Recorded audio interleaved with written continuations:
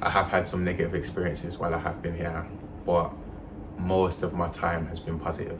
I thought I need to let you know most of it has been positive, but it'll be wrong if I never let you know what potentially could happen.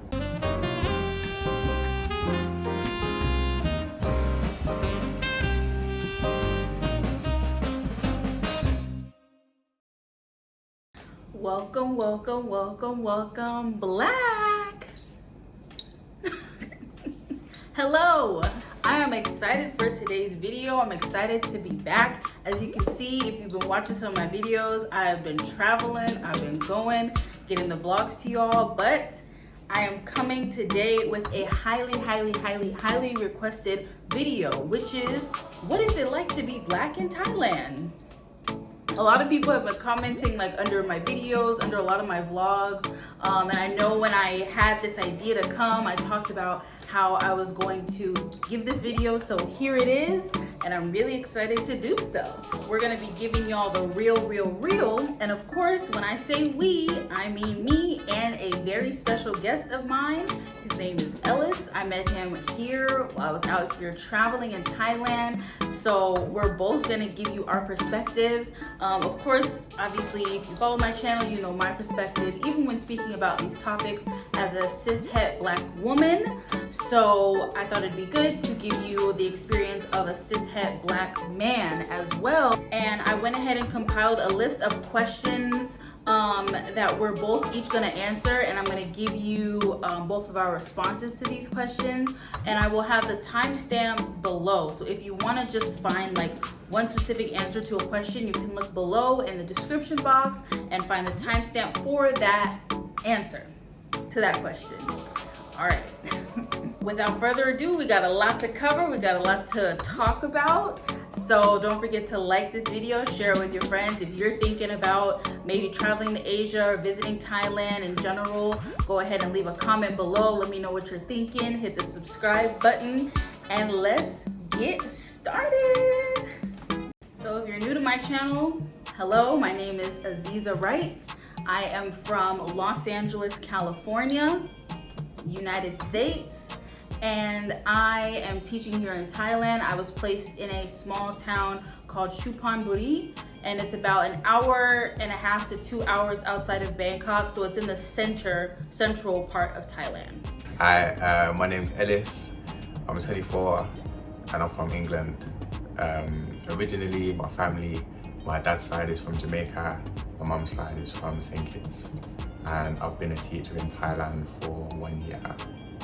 I taught in a place called Chiang Rai, which is what my shirt says, Chiang Rai, and my area was like 30-40 minutes away. It was like a small town. So Chiang Rai is like a big city, and then where I was in a small town. I always wanted to work abroad, but I never really thought there'd ever be a time in life where I would. And when the pandemic hit for the second time, I was just finishing my master's, and there wasn't really any jobs available in the market for what I wanted to do. So I thought this was the perfect time to teach abroad, and I thought, you know what, I'm gonna do it. So I knew a few people that taught in China, and that's where I got the idea of teaching, but I didn't want to really teach in China. So I searched where can I teach without a teaching qualification, because I've never studied teaching before. So I found out you can teach in the southeast of Asia when all you need is a TEFL or TESOL course. Most of the positive answers were coming from Thailand. A couple said Vietnam, but then I saw some YouTube videos about people being able to discriminate because of the colour of your skin. So I wasn't on that. And then I knew someone who actually taught in Thailand a few years ago, big up Aisha, but she told me that Thailand was a really nice place, and everyone else I knew told me Thailand was a really nice place. So I was like, you know what, I'm gonna go for Thailand. So I applied through the agency, asked for Thailand, and then I didn't choose where I was placed. You send them like documents and you send them a video, and then they choose, well, they don't choose, but they try and find you a job, and then whichever school chooses you, that's where you go. So similarly to Ellis, actually, after I finished my master's program in June of 2019. And then obviously like COVID was still kind of going on, but I was just like, okay, I'm done with my master's. For me, I was kind of like, before I get into like the workforce and just, you know, have to like take time off to like travel, let me, you know, travel as much as I can before I get into that. And I think coming off of COVID and just being like inside so much, I was just kind of like, I need something different. Also, as I mentioned, I'm from Los Angeles. I went to college in Los Angeles, got my master's in Los Angeles. Like, I feel like I was just very like rooted in LA, and I still am, but I was kind of like, I need to spread my wings a little bit. It just seemed like the perfect timing. Now for me, I knew I wanted to teach and travel, but I wasn't super sure where. But I also knew I wanted to go through a program. So I looked up the program that I ended up going with, CIEE, and I will link a video where I talk about this a little bit more here. But I looked into that program and I was kind of like, okay, what are the options of places you can go within this program? And then I kind of narrowed it down to choosing Thailand. One, because I love the beach and I wanted somewhere where I could like go to the beach often.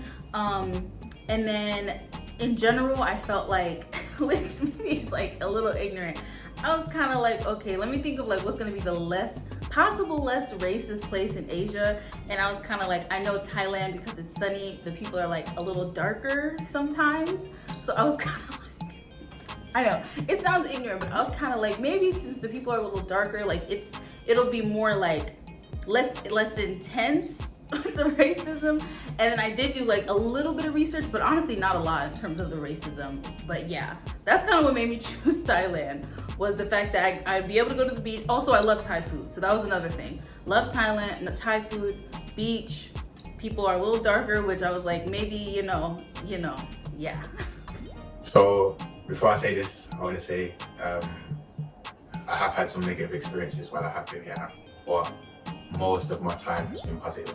I thought I need to let you know most of it has been positive, but it would be wrong if I never let you know what potentially could happen. So most of my negative experiences came from either just people I come into contact with or the police/immigration, because where I was, the police and immigration, they kind of they went together, they were as one. So you'd see immigration and police cars, and they'd have like police uniform in it, but we're immigration. So I was in a small town in it, so I was in a small town. They wouldn't really have foreigners there other than teachers, and they only really have 4 or 5 foreign teachers per semester. And none of them would be black, as far as I'm aware, because you can tell why they just look at you and they're like, whoa, oh my God, what the hell? I had mainly problems with immigration just because they just didn't understand what I was doing there. So there'd be times where I'd be on my bicycle, so I'd ride my bicycle around the area, and then a big police van would just pull me over, stop me, be like, what's your name? Where you going? Where you from? What are you here? I try and explain, but obviously I couldn't really speak Thai at that point. So, and their English wasn't that great either. So it was just a lot of a language barrier. I tried to explain to them, obviously what I do. They asked me for my passport. I said I don't have my passport on me. So they put me in the police van and then they take me back to my apartment. So obviously at first I thought it was cool, like obviously got my British passport, like I think I'm nice, no one can touch me. But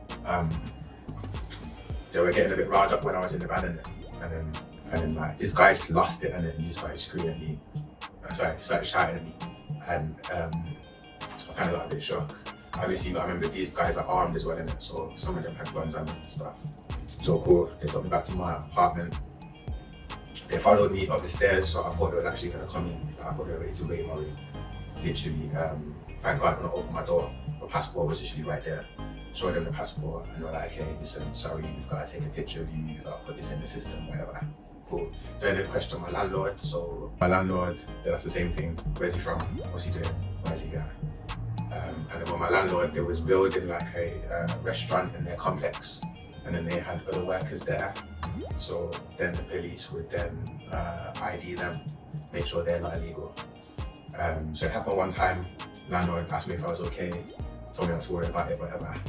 Then maybe a week, 2 weeks later, the exact same thing happens. On my bicycle, get pulled over, same thing. What's your name? Where you from? What you doing? can I see your passport? They say, I don't know my passport on me. So my passport's back at the apartment, so do the same thing, take me back to the apartment. Landlord's still trying to keep me calm. I kind of have an idea why they keep stopping me, because they've not stopped anyone else that I'm working with, it's just me.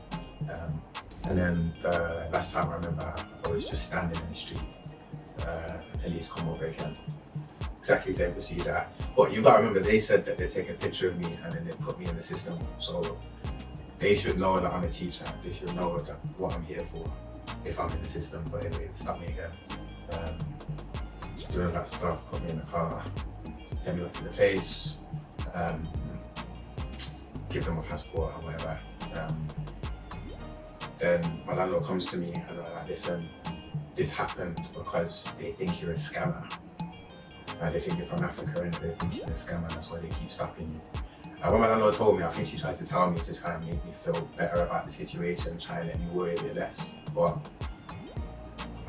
before I came here, I was very conscious, I was very aware that I'd be racially profiled and this would be a thing. So it just made me even more paranoid because obviously I'm not African. So they're literally stopping me because I'm black and I'm African. So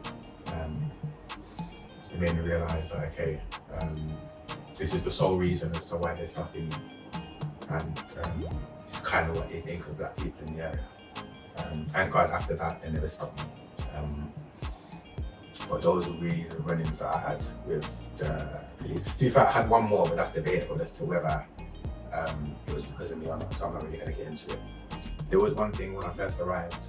When I arrived, a lot of the kids here, they kept coming up to me and they kept doing this, like, you get me? And I remember I was like, what is this? Like, I just did that because I'm thinking, what the hell? So I did that, and they were like, oh my God, no way. So I've been doing it for a while, and then I asked one of the Thai teachers, listen, what is this? What is this? So she asked one of the students went back to her, and he was like, oh, you look like the guy from TikTok. And I was like, I didn't know who this guy from TikTok is yet. Listen, Aziza, I don't know if you're good with if you put the guy there, yeah. I know his name, it's like Cabby, Lame, I'm not sure if I said it right. But me and this guy look nothing alike in it. But obviously, we were just both black. And that was, to be fair, that didn't really bother me that much. But that just shows that they're not really used to being around black people. Like, everyone is your brother. That is black. Get me, Aziza, my sister. You know what I'm saying? The only instance that was a bit mad was my head teacher has 2 kids and they speak like perfect English. They go to a different school, international school, so they speak perfect English. Me and another teacher at the time, who's black, we looked at child. We was going back home and we were just speaking to the 2 girls. They're telling us about their school, how it has these nice facilities and it has this nice pool. So we just joking with them like, oh yeah, when are we gonna get invited to the pool? When are you gonna let us join the pool? And she was like, oh my God, you guys can't come. Like, no blacks allowed. And it was like, rah, okay. Interaction finished there. Me and my friend, obviously we went back. And it was just like, wow, because what do we do? Because it's our head teacher's children. So it was like, do we talk to our head teacher about it? But then if we do that, you gotta remember they're kids, so where are they getting this kind of thing from? Is it the head teacher that's even telling like the kids that these are jokes that they're having, you know, saying, we didn't know what to do? And then that kind of just reinforced the paranoia that I had because the only reason why we knew how they felt is because they spoke perfect English. So for the majority of the time, we didn't know what the teachers or the students who thought about us or what they said about us.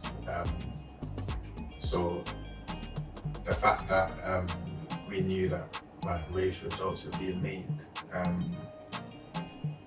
it made me think at one point like it could be happening to me every day and I didn't realise. And it was very easy to get quite paranoid, quite iffy about things. I felt a bit under pressure. Obviously for these things to happen in such a short period of time, it was a bit difficult. How I coped was, well, thank God there was another black teacher there with me. So when stuff was going on when he was there, we could just talk about it. It was easy. We kind of share experiences, and yeah, it just always felt good to have someone to talk to. When he wasn't there and some of the stuff was happening, that's when it was a bit more difficult. Especially because the two other people that I talked with, even though they were very understanding, they were very conscious, they weren't black. So I always thought in my head like, listen, there's no point, they won't understand. They probably would have, to be honest, if I gave them a chance, I don't know, but I just never did.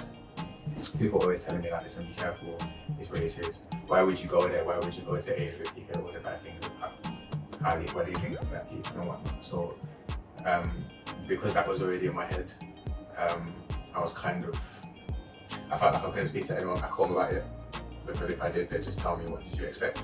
Which they got a point. And then I felt like I couldn't speak to anyone here about it. So I was by myself, just trying to figure it out. But as I said, this wasn't everybody. So when I was speaking to like my landlord, and I was speaking to like the Thai people in the area, and they were just being friendly, and it just kind of makes you remember that not everybody is like that. And after that, it was easier to deal with these things, and then nothing happened to me after that. So it was pretty cool.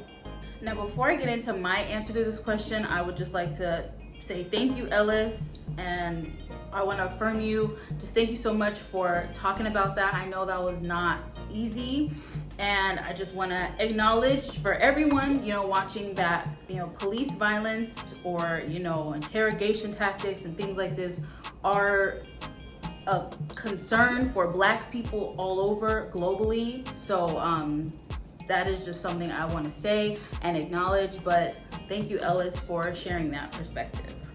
So for me and the racism I've experienced, I feel like it hasn't been as intense, at least overt, in terms of, at least not yet anyway, and I hope not coming up, but with people wanting to pick me up and check my passport. But I feel like what was hard when I first got here was just the staring, and I think it was hard because it felt like I was always on display, and it wasn't always in a cool, she's a celebrity kind of thing, which I think a lot of people would think about. I would notice sometimes in my province, I feel like people would be laughing at me. It wasn't it was a, oh my gosh, look, it's a Black person. And it was a teasing kind of pointing and laughing and staring. And I felt like the people who I was around who weren't Black would be stared at, but it wasn't like that. It wasn't a laughing, pointing kind of thing. And because I don't speak fluent Thai, I don't really speak a lot of Thai, it's you don't know what they're saying. So in my head, it just feels like, you're walking around with a shirt that says kick me. That's really how it feels sometimes, that sentiment. But it's because I know I'm Black. It's not because they're staring at me or laughing because I'm wearing a banana suit. It's they're doing that because my skin. Another thing that I noticed, maybe because of my background in Black studies and having studied caricatures from the past, I noticed that sometimes they'll have a drawing or a statue that they think is just oh, it's just cute and innocent, but it'll be a Black figure with red lips, or a monkey with red lips, or some kind of old-fashioned painting of either a monkey with red lips or just a really dark person with red lips and the big eyes and stuff like that. And for anyone who doesn't know, this is what used to be used to kind of mock Black people. It would be these really racist figurines or drawings or cartoons of really dark people, red lips, eating watermelon and having these big bulging eyes. And I see some of that here, but of course I know that they don't necessarily think, that's not the context, but for me, when I see it, it's triggering because I know the history of it, but they might just think, oh, this is just a cute figurine, or this is a cute picture, a cute drawing of something, but I know the context of it, and when I see it, I'm whoa, and then I'm okay, They don't know it, but that's another thing that's just like slight that I'm like, I have to be like, whoa, okay. Both things that I kind of just mentioned and talked about are things that is kind of like, you know, they don't know any better. Like the Thai people don't know like maybe the context of these things or like whatever. But I think sometimes when I'll like talk about it, I feel like a lot of times it's not gaslighting, but it's kind of a little bit like well, they just don't know, so kind of like get over it. Or like, oh, well, they just don't know, so like you shouldn't be affected by it as much. Which that bugs me because I'm kind of like, you're right, but in the moment when you see it or when you're experiencing it, I can't be like, oh, but it's okay, I have like a shield and I'm not gonna be as sensitive about it, you know? Now later on, when I think about it, like later, hours later, day later, sure, I can have that like mindset, but in the moment, it's like I'm valid for feeling that way. For the question of how did I cope, I kind of talked about it, but I feel like I would honestly talk to people about it, which sometimes, you know, you get the gaslight, but then sometimes you really, like, it helps. And I think even doing stuff like this, talking about it like on a platform or just talking to like friends, even though they might not be Black and you might think like, okay, they don't get it, but it's kind of like, it's just, sometimes it's just nice to just say it. Cause I think a lot of times, at least for me, it's like, if it's really just in my head and then I'm like stressed out because I'm like, oh, I have to live here and I have to keep dealing with this kinds of things because I chose to be here, and I'm like, this is my like burden to bear, cross to bear, and like it could just be too much in your head. And I think this is a pro if you come with a program, like if something happens, like you have that unit to kind of help you. But like the head of my program was actually really like understanding and really like talked me through a lot of this, even though he was like not Black, but he was kind of like, yeah, like, you know, you're in the minority of the minority here. So he was like, you know, you definitely are, you might experience things and like, you know, it's okay, and like, I'm sorry. I don't know, it's just at the time I remember just feeling like, okay, I feel seen. So I just think talking about it is, I feel like, a way I coped. Journaling, you know, and yeah. It's different and it's similar to what life is like at home. So if I give you an example, so where I live in a place called Birmingham, so it's a very multicultural city, but I live on like the edge. So like, I feel like the further you go out of the city, the less diverse it becomes. So I've not lived there all my life, but when we first moved to that area, there wasn't many other Black people there. So we got a lot of people staring, do you know what I mean? I'd say I'm used to that. I feel like I've been in situations where I've been the only Black guy and there's a lot of people staring. So it still makes me feel uncomfortable, don't get it twisted. So when I come to Thailand and they were staring, it didn't really, it bothered me, but it didn't bother me that much. Because in my head I just knew they'd never really seen Black people before. It was easier to take them staring rather than people from back home who should be seeing Black people way more frequently, for them to still stare at me. Like it made more sense as to why Thai people would stare more, to be honest. I've had to deal with racism back home in England as well. So obviously, because of the area I lived in, when I'd walk home by myself, and then where I live by like quite a few pubs, so you might get people who have a drink, get a bit confident, feel brave to say something out the window, might call you a nigger, tell you to go home, go back to your country, all of that stuff. So that's happened to me before. So I'd say that's different in Thailand because, well, besides the woman saying like, you Black, like, I don't know what these people are saying. In a way, it's probably worse at home than it is here, just because people should be more aware where I'm living back home, and I can always understand what people are saying back home. Whereas here, like, if you don't understand, it's very easy to just not think about it. My answer is yes, it does differ. Specifically, the things that I talked about. Yeah. And the reason it's different is because, at least from where I live, Los Angeles, California, there's not a lot of people of different races who can walk down the street and people would stare at them. I could be walking around like Beverly Hills and, you know, people wouldn't be, if they were staring, it'd be because I like maybe looked good or something.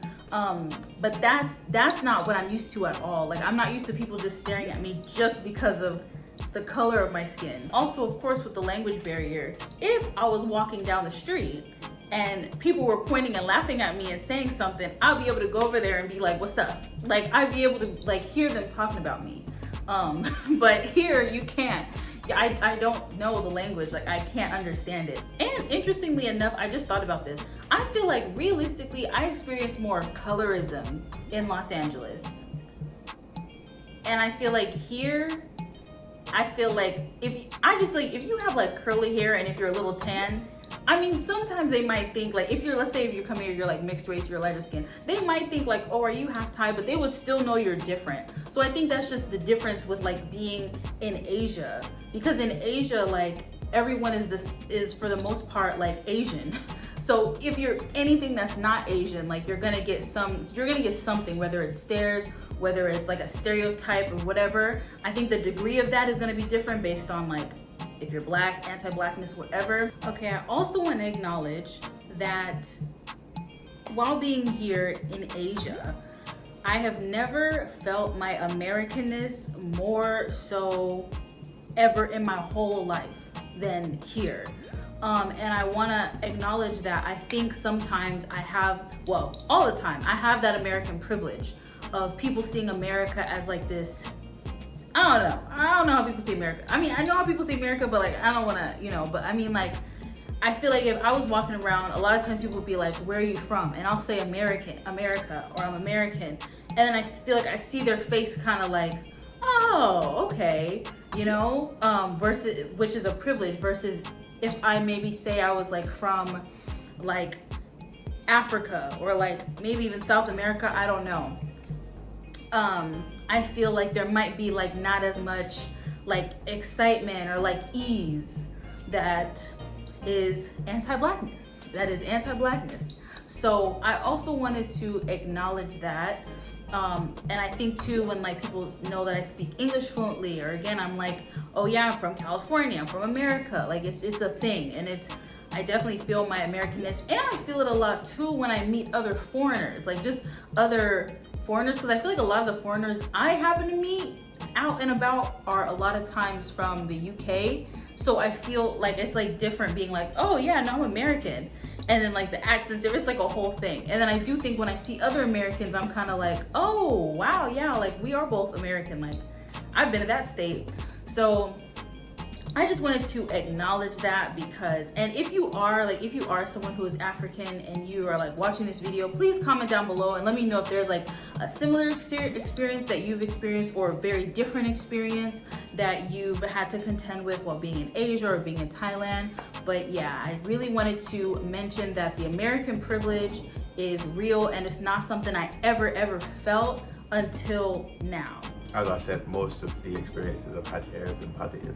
So one of the big positives is that obviously because I look so different, I feel like people have been more willing to reach out and wanting to talk to me and wanting to learn more about me, especially to do with music. I feel like a lot of people love Bob Marley here.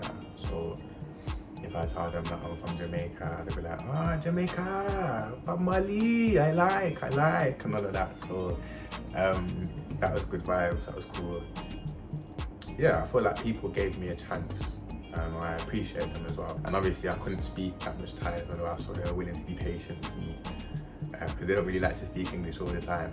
But yeah, there's some really nice people here. Chiang Mai, Bangkok, Phuket, like, it just felt normal. It felt like speaking to, it felt like not that I was back home, but race wasn't a thing in it, really. I was just vibing with people. A lot of people are into the black culture. As a black male, yeah, go Chiang Mai, and I'd say go Chiang Mai. Go Bangkok, but go Chiang Mai. If you go Chiang Mai, go Zoe in yellow, okay? Z-O-E, Zoe in yellow, okay? Trust me. And I mean, Aziza's shaking her head in the corner, yeah. And I'm not even saying it for like that type of reason, innit? But I felt like when I was there, I just met really cool people. I met really cool people. Once again, people willing to give me a chance, speak to me, and yeah, I made some good friends quickly. Another positive about Chiang Mai is it's where I met Aziza. Fully enough, she's in the background just laughing, giggling. But this is where we met. We met in Chiang Mai. You can meet other black people in Chiang Mai. Okay, when I say this positive, I don't want it to just discount everything I've just said. So it's different, okay? But here's the thing. So one positive, I feel like, so I talked about the negative side when people stare sometimes. Sometimes people stare, it's like laughing, it's like, it's mockery, it's that. The other side to people staring sometimes is the fact that they really look at you like a celebrity. And sometimes it's giving like main character, you know, it's giving like, which I know is not gonna be the same when I get home. Like I feel like when I get home, it's just gonna be, I'm just like the next American. Like I'm just the next person.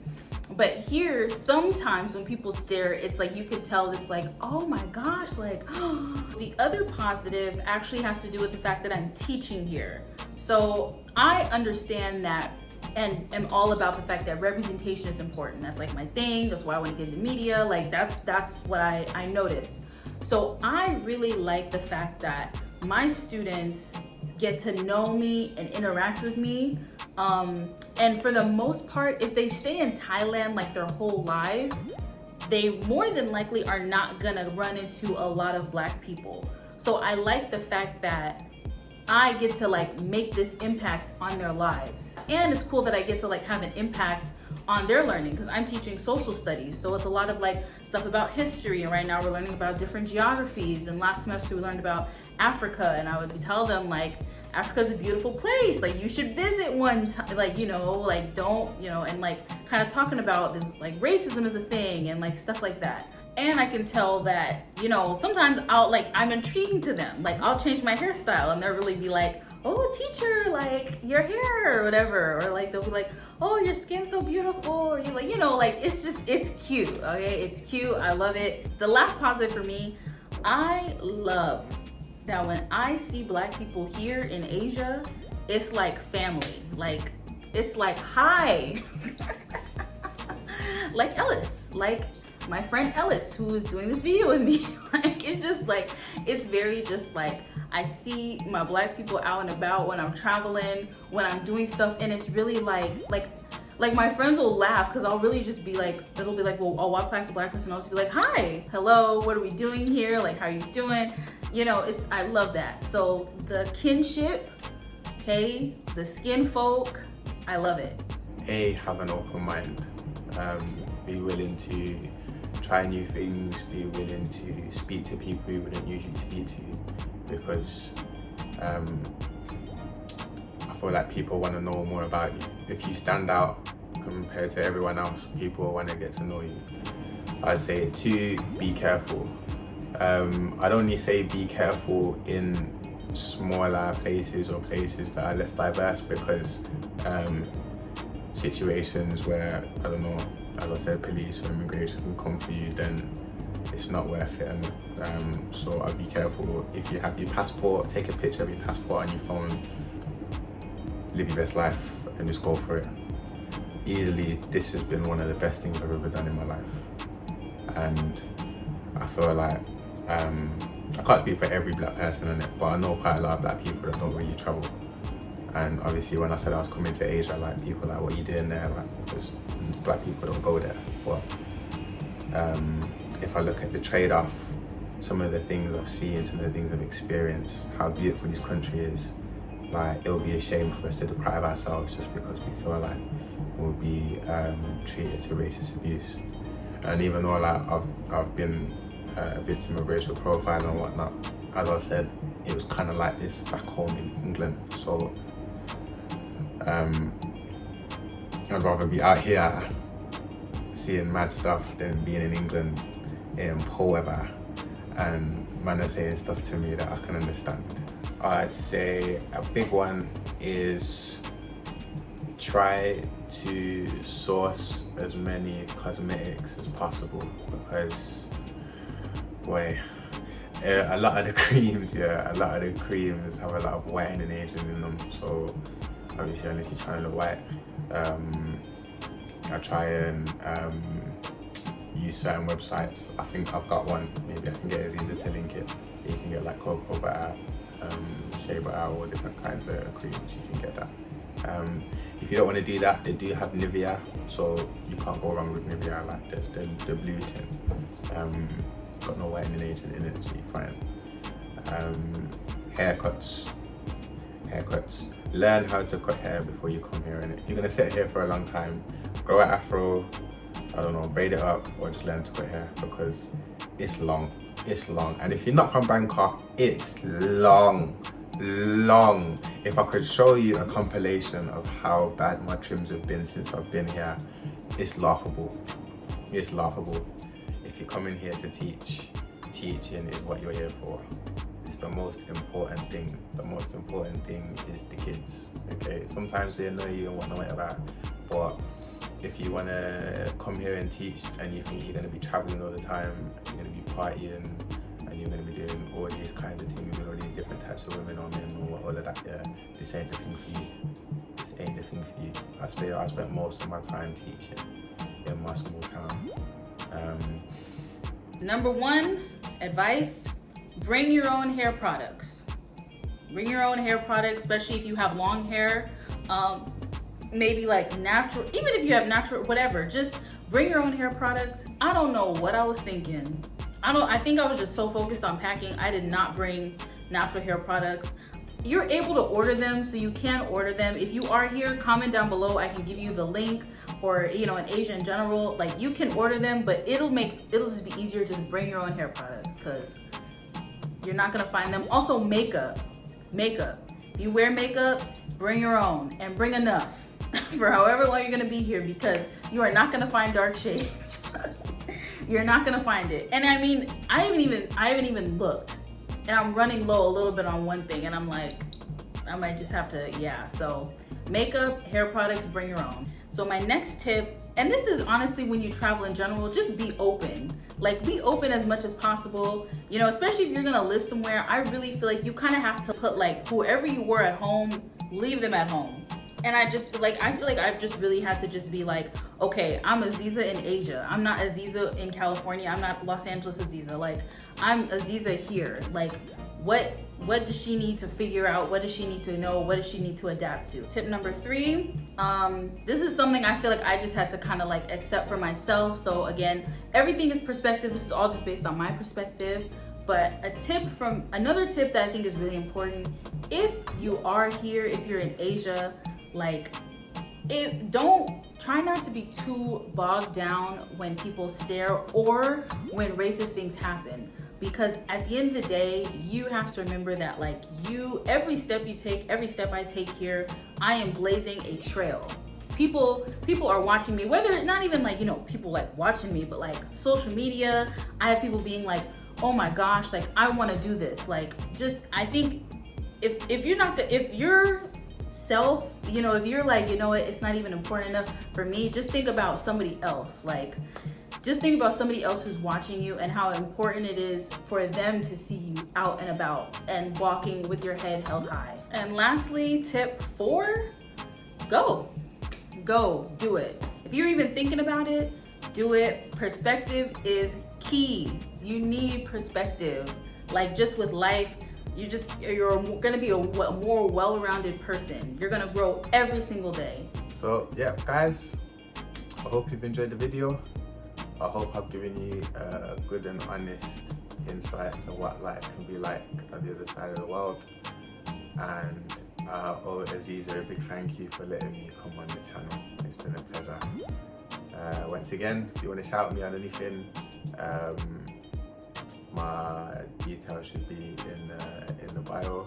Also, I know you got a lot of American followers. My boy does music. Okay, my boy is a sick R&B singer. His name's Ashley Zero. Okay, I think Aziz not going to be a pagan. She's going to put his stuff down below as well. Check him out, Spotify, Apple Music, all of that. And yeah, before we sign out, I just want to say a big thank you to everyone that I met in Thailand. everyone that supported me on my journey out here. You know who you are. I really appreciate you guys, and this has been one of the best experiences of my life, honestly. If you're thinking about it, and you can afford it, you've got no responsibilities, go, okay? But anyway, let's sign out. Black knowledge is black power. Like and subscribe. Like and subscribe the thing. Like and subscribe the thing, and share it. Share it to everybody. Your mom, your dad, your sister, your cousin, your neighbor, everybody.